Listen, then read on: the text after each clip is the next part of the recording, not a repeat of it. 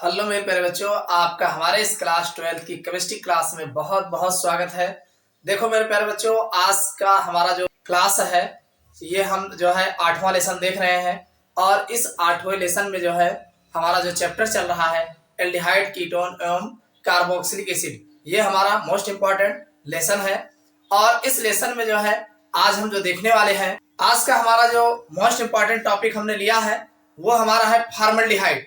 आज हम फॉर्मल्डिहाइड के बारे में कंप्लीट से जानने वाले हैं कि फॉर्मल्डिहाइड बनाने की प्रयोगशाला विधि के बारे में डिटेल से देखने वाले हैं। यानी प्रयोगशाला में फॉर्मल्डिहाइड कैसे बनाया जाता है और इसकी बनाने की क्या विधि है। पहले सिद्धांत देखेंगे, फिर अभिक्रिया देखेंगे और फिर इसका डायग्राम देखेंगे और इसका प्रोसेस क्या है और फिर इसके प्रमुख रासायनिक गुणों का उल्लेख करते हुए हम इसके उपयोग तक चर्चा करने वाले हैं। तो आप लोग वीडियो के अंत तक बने रहिएगा। देखना एग्जाम में जो है ये प्रयोगशाला विधि में फॉर्मल्डिहाइड का निर्माण जो है खूब इम्पोर्टेंट है, नंबर लगा के पूछा गया है।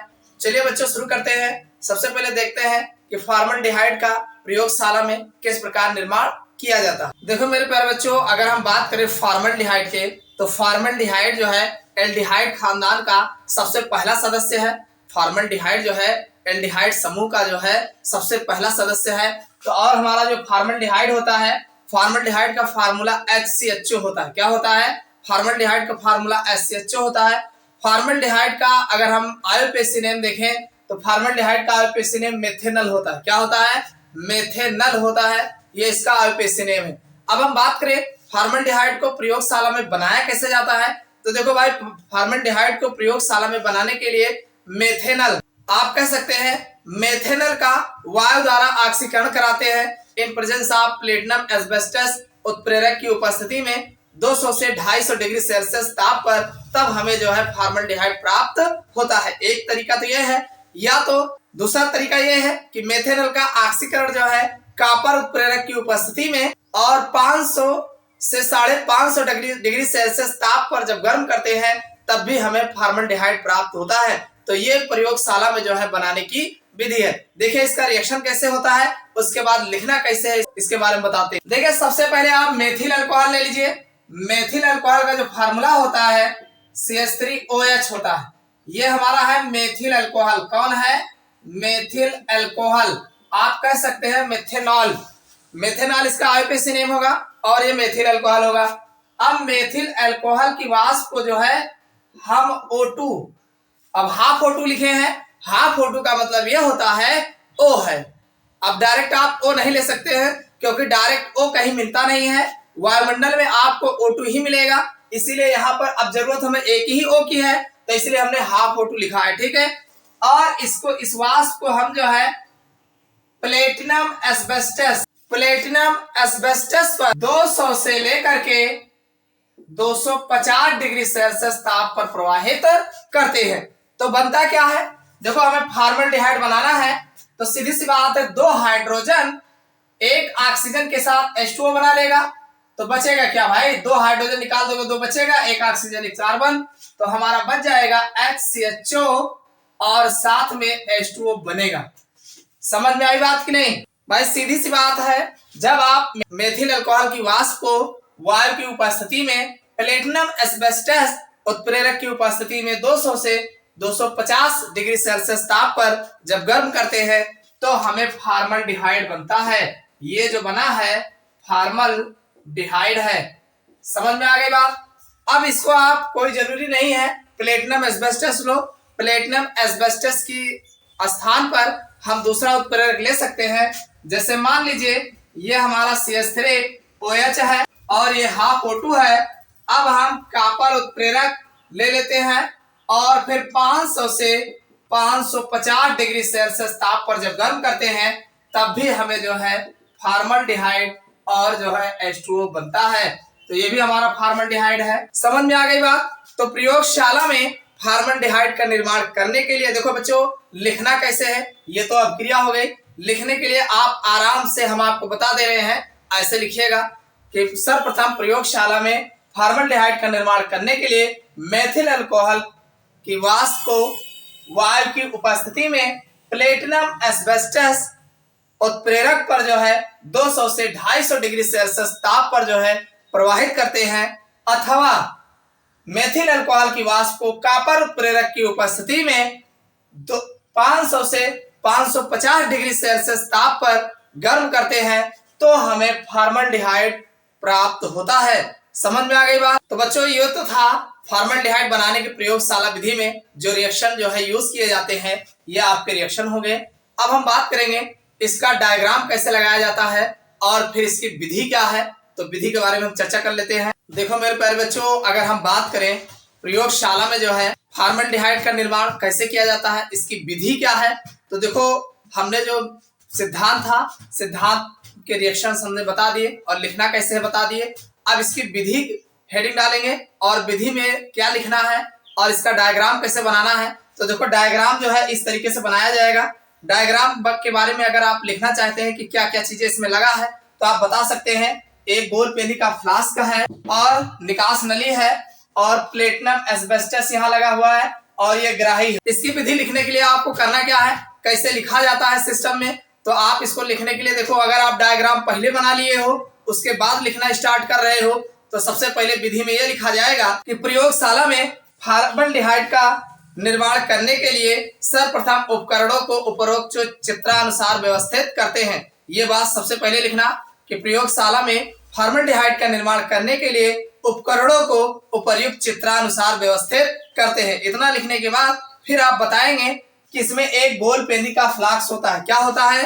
एक गोल पेनी का फ्लास्क होता है जिसमें जो है मेथिल अल्कोहल जो है भरा रहता है, जिसमें मेथिल अल्कोहल ले लेते हैं और फिर फ्लास्क को बर्नर की सहायता से वायु की उपस्थिति में जो है यहाँ से एयर भेजा जाता है, वायु भेजा जाता है O2।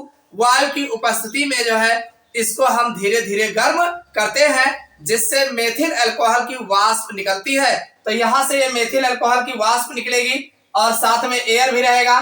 तो यह मेथिल अल्कोहल की वाष्प बीच में रखे प्लेटिनम एस्बेस्टस में प्रवाहित करते हैं।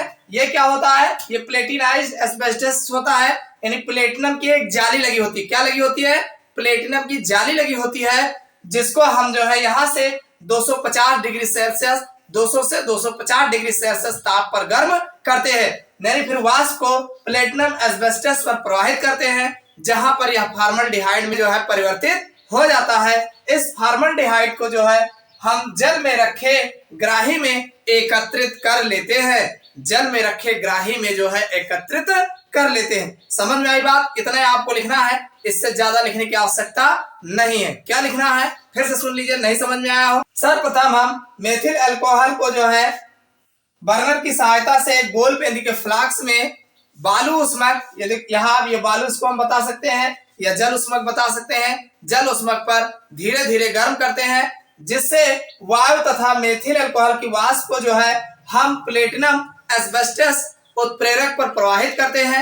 ये प्लेटिनम उत्प्रेरक 200 से 250 डिग्री सेल्सियस ताप पर गर्म होता है और यहाँ पर यह वाष्प जो है फॉर्मल्डिहाइड में परिवर्तित हो जाती है, जिसे ग्राही में रखे जल में हम जो है एकत्रित कर लेते हैं। समझ में आ गई बात? तो ये तो था प्रयोगशाला में जो है फॉर्मल्डिहाइड का निर्माण करने की विधि किस प्रकार है, ये इसका चित्र है। समझ में आ गई बात? अब हम देखेंगे फॉर्मल्डिहाइड के भौतिक गुण क्या है, जो मेन है, जो एग्जाम में आपके बहुत पूछा गया है, उन्हीं की बात करेंगे।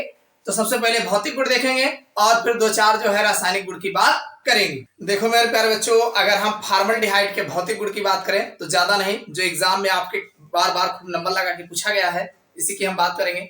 सबसे पहला यह है कि यह रंगहीन तीक्ष्ण गंधयुक्त गैस है, यानी जो फॉर्मल्डिहाइड होता है, पहली बात यह रंगहीन होता है और तीक्ष्ण गंधयुक्त गैस होता है, और साथ में इसे सूंघने पर नाक में जलन तथा आंखों में आंसू बहने लगते हैं। यानी अगर सूंघा जाता है तो पहली बात तो नाक में जलन होने लगती है और दूसरा आंखों में आंसू आ जाते हैं। पहला गुण यह है। दूसरा गुण इसका यह है कि यह जल, यानी यह जल में भी विलय है और यह कार्बनिक विलायकों में भी पूर्ण विलय है। मतलब यह जल में अल्कोहल और ईथर में पूर्णतया विलय है, यानी जल में भी घुल जाता है और कार्बनिक विलायकों अल्कोहल या ईथर में भी पूर्ण विलय होता है। इसके 40% जलीय विलयन को फार्मेलिन कहते हैं। इस बात को आप याद रखिएगा, ये बहुत पूछा गया है आपके एग्जाम में कि फॉर्मल्डिहाइड के 40% जलीय विलयन को फार्मेलिन कहा जाता है।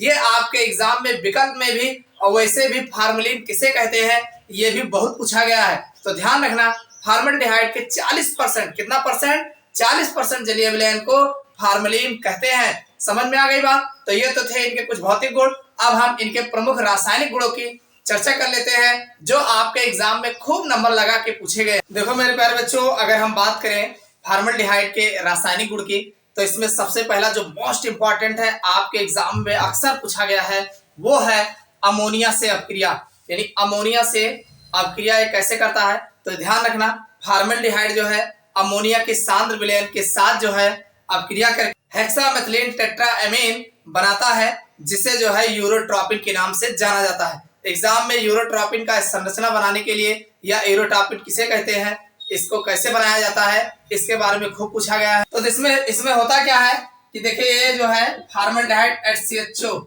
ये 6 पार्टिकल होता है और 4 पार्टिकल जो है NH3 होता है। ये दोनों आपस में अपक्रिया करते हैं और ये जो बनाते हैं CH2 का होल 6N4 बनाते हैं और साथ में 6H2O बनाएंगे। देख रहे हैं, इसका नाम है हेक्सामेथिलीन टेट्राएमीन। भाई आप देख रहे हैं, इसीलिए यहाँ पे CH2 हो जाएगा 6 और यहाँ पर 4N हो जाएगा, 4 तय 12 हाइड्रोजन और 6 यहाँ पे 6 ऑक्सीजन, तो 12 होगा तो आसानी से H2O बन जाएगा। इसका नाम है यूरोट्रोपिन कहा जाता है, या दूसरा नाम है, देखो 6 CH2 है तो इसका नाम हो जाएगा हेक्सा मेथिलेन, और उसके बाद 4 है, ये है तो टेट्राएमीन, हेक्सामेथिलीन टेट्राएमीन बनता है, जिसे यूरोट्रोपिन कहते हैं। और ये आपका फॉर्मल्डिहाइड है, फॉर्मल्डिहाइड, और ये अमोनिया है, अमोनिया। तो आप कह सकते हैं, जब हम फॉर्मल्डिहाइड के सांद्र विलयन की अपक्रिया अमोनिया के साथ कराते हैं तो यूरोट्रोपिन बनता है। समझ में आ गई बात। ये खूब एग्जाम में पूछा गया है। देखो, हेक्सामेथिलीन टेट्राएमीन जो है एक प्रकार की औषधि है, जो पेशाब रोगियों या जो है गठिया रोग या जो है पेशाब रोगियों को ये दवा दी जाती है। ये एक प्रकार की औषधि है। अब अगर हेक्सामेथिलीन टेट्राएमीन की संरचना की बात करें, ये भी एग्जाम में पूछा गया है, तो इसको बनाना बड़ा आसान, कुछ नहीं करना है। N एक यहाँ ले लेना है, एक N यहाँ ले लेना है और इसको CH2 से जोड़ देना है, CH2 और एक N यहाँ ले लेना है और इसके आगे एक N यहाँ से ले लेना है और यहाँ पर एक CH2 यहाँ लगा देना है और एक CH2 यहाँ लगा देना है। यानी कुल मिला के CH2 के थ्रू जो है सबको आपस में जोड़ देना है। तो इस तरीके से ये यहाँ पर जुड़ जाएगा, ये ऐसे जुड़ जाएगा इस तरीके से, और ये यहाँ जुड़ जाएगा और फिर यहाँ जुड़ जाएगा। आप जानते हैं नाइट्रोजन को ट्रिपल बॉन्ड चाहिए, आप सब जगह 1 2 3 4 नाइट्रोजन हो गया और 6 CH2 है, 1 2 3 4 5 6 CH2। तो ये हेक्सामेथिलीन टेट्राएमीन के संरचना है। यूरोट्रोपिन की संरचना इस प्रकार बनाई जाती है। ये आपके एग्जाम में इसकी संरचना पूछा गया है, तो हमने इसको बता दिया। ये हेक्सामेथिलीन टेट्राएमीन का स्ट्रक्चर। मेरे प्यारे बच्चों, अगर हम इसके दूसरे रासायनिक गुण की बात करें तो वो है कैनिजारो अपक्रिया। ये कैनिजारो अपक्रिया क्या होती है, इसमें देखिए जो फॉर्मल्डिहाइड होता है, इसका 2 अणु HCHO ये जो है NaOH के साथ अपक्रिया करते हैं और एक जो है CH3OH बनाते हैं और दूसरा जो है HCOONA बनाते हैं। ये हमारा मेथिल अल्कोहल है, मेथिल अल्कोहल, और दूसरा जो है सोडियम फॉर्मेट होता है, सोडियम फॉर्मेट, और ये जो है ये फॉर्मल्डिहाइड है, फॉर्मल्डिहाइड। आप कह सकते हैं कि जब फॉर्मल्डिहाइड के 2 अणु सोडियम हाइड्रोक्साइड के विलयन के साथ जो है अपक्रिया करते हैं तो एक मेथिल अल्कोहल और दूसरा सोडियम फॉर्मेट बनाते हैं। यह अपक्रिया कैनिजारो अपक्रिया कहलाती है। मोस्ट इंपॉर्टेंट है, आपके एग्जाम में अलग से बहुत पूछा गया है और साथ में ये फॉर्मल्डिहाइड के रासायनिक गुण भी है। समझ में आ गया होगा। चलिए दूसरा देख लेते हैं। अगला जो मोस्ट इंपॉर्टेंट इसका जो रासायनिक गुण है वो है टालेन अभिकर्मक के साथ अपक्रिया। यानी फॉर्मल्डिहाइड जो है टालेन अभिकर्मक के साथ जो है रजत तर्पण बनाता है। कैसे बनाता है, देखिए ये है फॉर्मल्डिहाइड HCHO और इसको जब हम Ag2O के साथ क्रिया कराते हैं तो हमारा बन जाता है HCOOH। भाई HCOOH हो जाएगा और साथ में 2Ag बनेगा। तो ये हमारा जो है फॉर्मिक एसिड होता है, फॉर्मिक एसिड। और साथ में ये सिल्वर दर्पण, ये जो है सिल्वर मिरर सिल्वर दर्पण जो है बोला जाता है। ये फॉर्मल्डिहाइड है, ये टालन अभिकर्मक है। कुल मिला के फॉर्मल्डिहाइड टालन अभिकर्मक के साथ क्रिया करके रजत दर्पण बनाता है और ये इसका फॉर्मिक एसिड है। समझ में आ गई बात? तो ये तो थे फॉर्मल्डिहाइड के रासायनिक गुण जो आपके एग्जाम में पूछे गए हैं, जो इम्पोर्टेंट था हमने आपको बता दिए। तो इसके भौतिक और रासायनिक गुण है। अब हम इनके दो प्रमुख उपयोग भी देख लेते हैं। जब भी एग्जाम में पूछे जाते हैं तो फॉर्मल्डिहाइड बनाने की प्रयोगशाला विधि बताइए और इनका जो है भौतिक एवं रासायनिक गुणों का उल्लेख करते हुए दो उपयोग बताइए। ऐसा क्वेश्चन जो है पूछा जाता है। तो रासायनिक गुण में दो तीन रासायनिक गुण आप जो मेन है उसको बताएंगे, अगर हो सके तो एक आध दो और बताइए।